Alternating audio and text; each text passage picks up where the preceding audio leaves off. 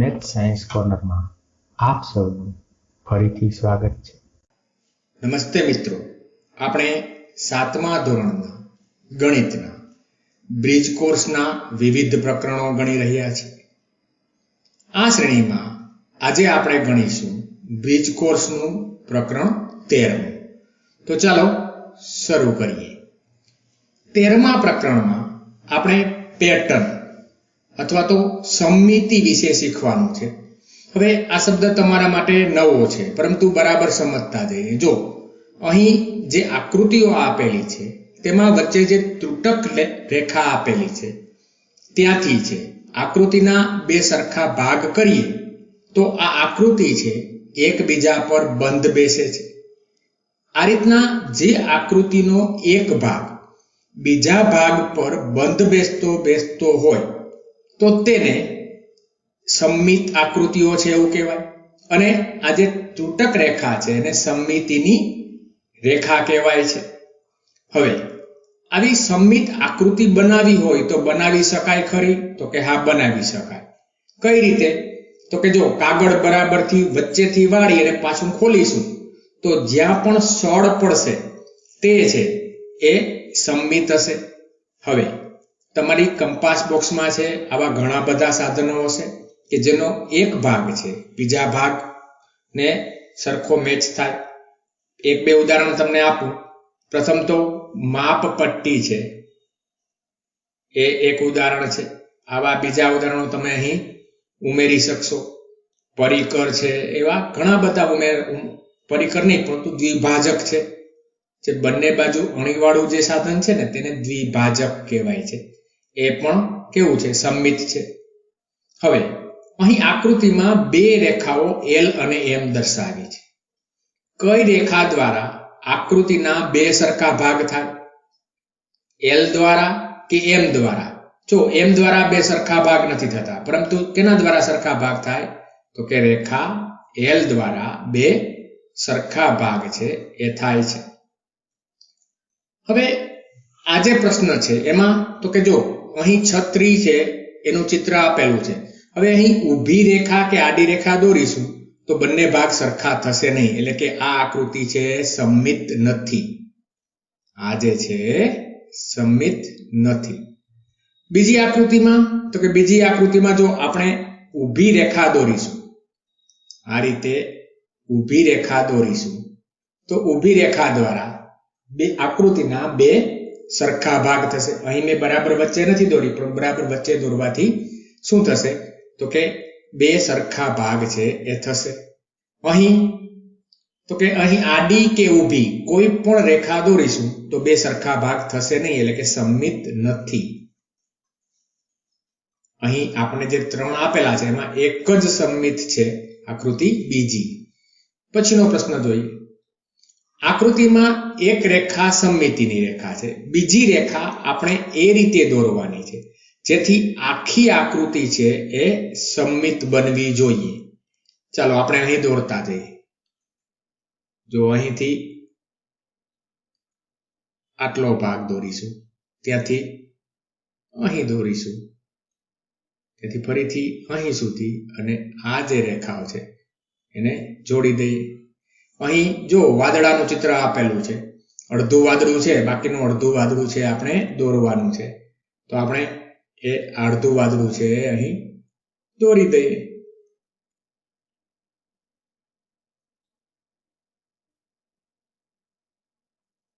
એટલે કે આ જે રેખા છે સમમિત થઈ ગઈ. હવે અહીં આલેખ પત્ર પર અધૂરી આકૃતિ આપેલી છે, આપણે તેને પૂરી કરવાની છે. તો જો અહીંથી આપણે આકૃતિમાં રેખાઓ દોરીએ, અહીં સુધી દોરીશું અને અહીંથી છે એ અહીં સુધી. ત્યારબાદ બીજી આકૃતિમાં તો કે અહીંથી ઉપર એક ખાનું, ત્યારબાદ આડી રેખા, ઊભી રેખા, અહીંથી જો આ અહીંથી રેખા એક આવશે, ત્યારબાદ અહીંથી ઊભી રેખા,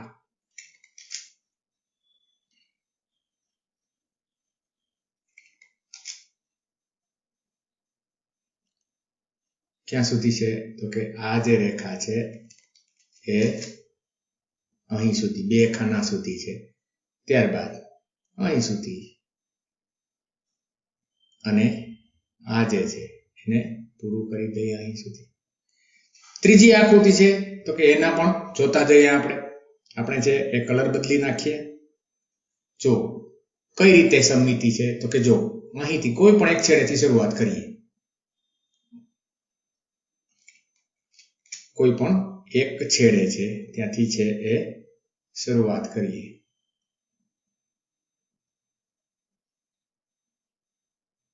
કેટલા ખાના છે?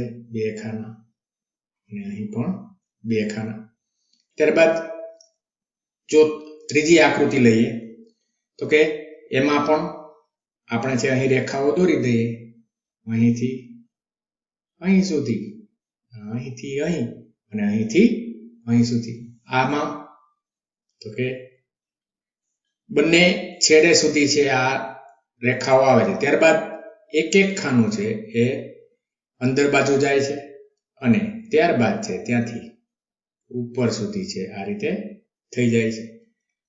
અહીં છે સમમિતિની રેખાઓ છે, સમમિતિની રેખા ઊભી આપેલી છે. આ ત્રાસી રેખા છે એ સમમિતિની રેખા નથી, પરંતુ એ એમને એમ છે પ્રિન્ટ મિસ્ટેક તરીકે દોરાઈ ગયેલી છે.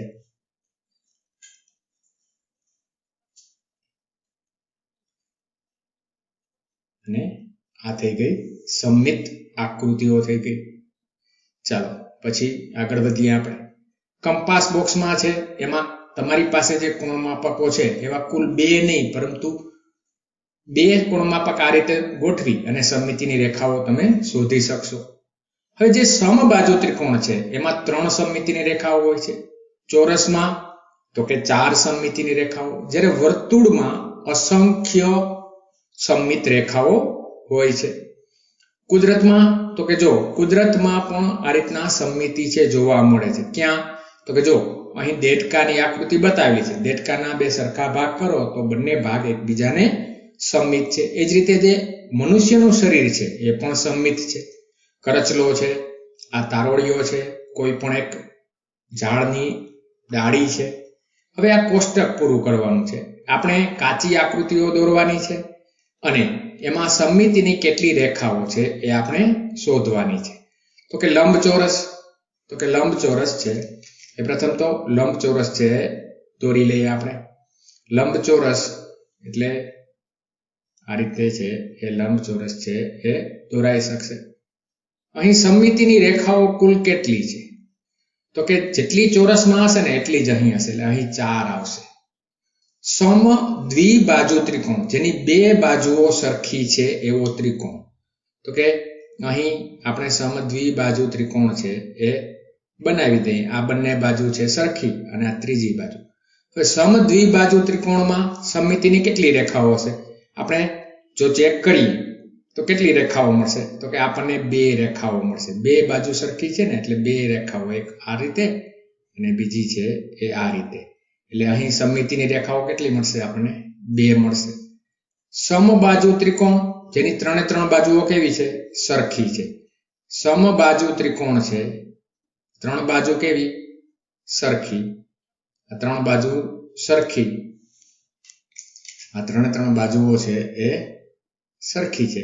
તો એમાં કેટલી મળશે? તો કે એમાં સમમિતિની રેખાઓ છે એ 3 મળશે.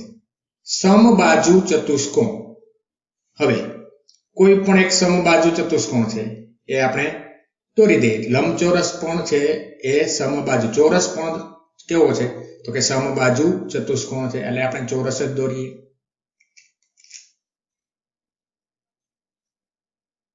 અહીં ચોરસમાં સમમિતિની કેટલી બાજુઓ હશે? તો કે અહીં સમમિતિની કુલ રેખાઓ છે 4 હશે. વર્તુળ દોરી લઈએ આપણે. અહીં છે એ કોઈ પણ કાચી આકૃતિ દોરવાની. વર્તુળમાં કેટલી હશે? અહીં અસંખ્ય સમમિતિની રેખાઓ હશે. હવે અંગ્રેજી મૂળાક્ષરો છે એમાં તો કે A થી લઈને Z સુધી કેટલા મૂળાક્ષરો છે કે જેમાં ઊભી રેખા હોય? આપણે યાદી બનાવી લઈએ. તો કે પ્રથમ A તો આપેલો છે, છતાં પાછું લખીએ AHIMOT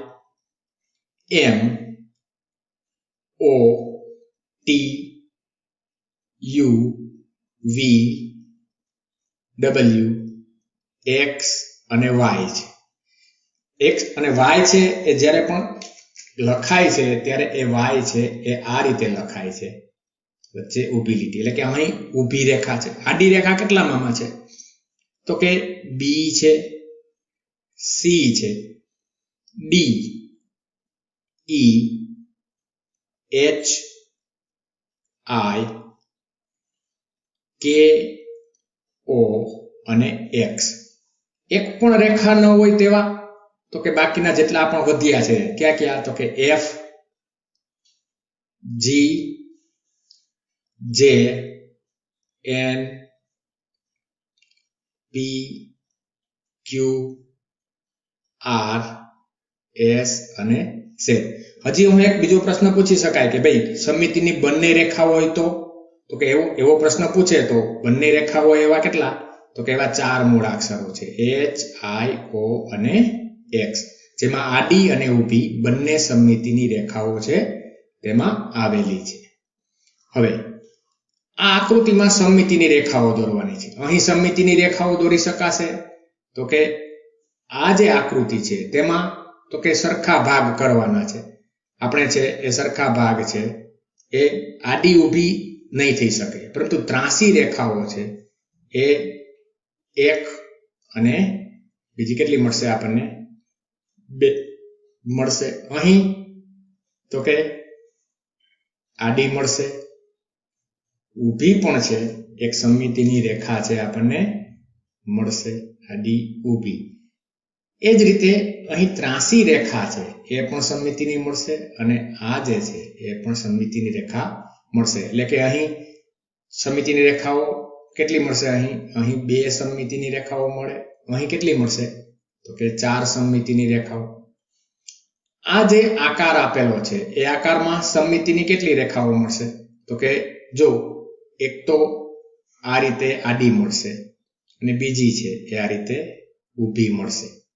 અહીં જે ત્રિકોણ આપેલો છે તેમાં તો કે ત્રિકોણના શિરોબિંદુથી શરૂ કરીએ તો અહીં 2 સરખા ભાગ થાય છે, અહીં પણ 2 સરખા ભાગ અને અહીંથી પણ 2 સરખા ભાગ. એટલે કે અહીં આ જે પ્રથમ આકાર જે આપેલો હતો એમાં સમમિતિની 2 રેખાઓ, અહીં કેટલી મળશે? 3.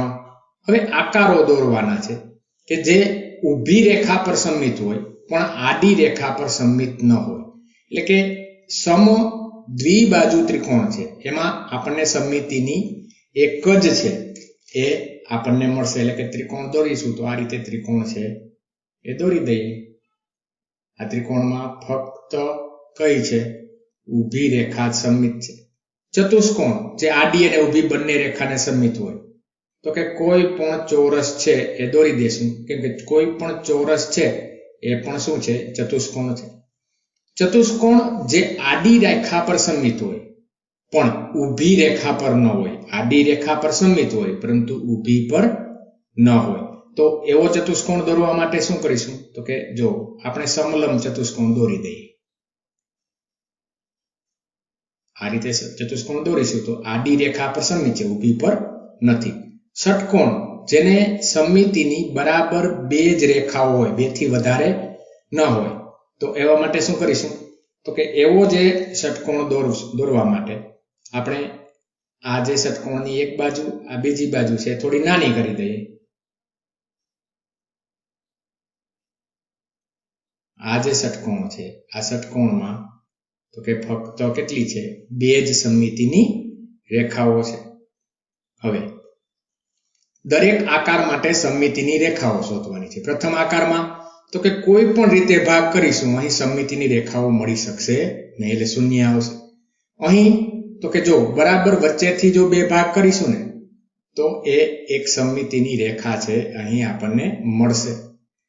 આ જે છે સ્ટાર એમાં તો કે જો એક તો અહીં દેખાય છે આપણને, બીજી છે એ અહીંથી, ત્યારબાદ ત્રીજી છે એ અહીંથી અને ચોથી છે એ અહીંથી. એટલે કે કુલ સમમિતિની રેખાઓ અહીં કેટલી થશે?